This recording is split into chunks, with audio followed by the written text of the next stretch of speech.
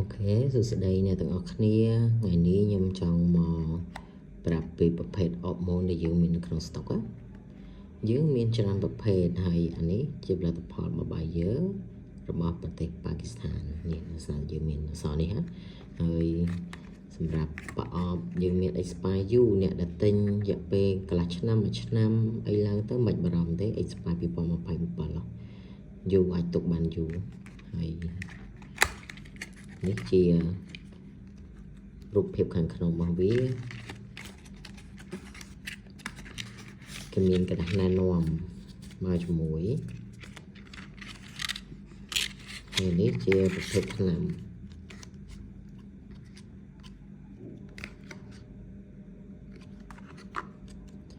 ប្រភេទ testosterone របស់បាយយកខាងប៉ាគីស្ថាន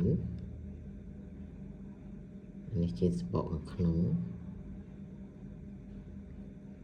កំហាប់250មីលីក្រាម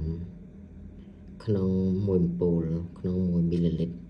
ហើយប្រភេទទឹកវាខាងក្នុងគឺជាប្រភេទខាប់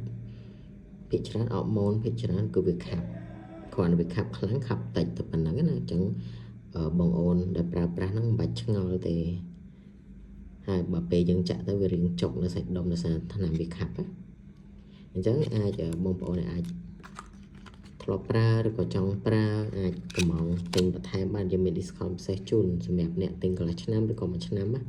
អញ្ចឹងកុំបារម្ភយើងមានបោះដុំនឹងរាយយើងមានច្រើនប្រភេទច្រើននៅក្នុង stock កុំបារម្ភផលិតផលយើងធានាជូនណាសម្រាប់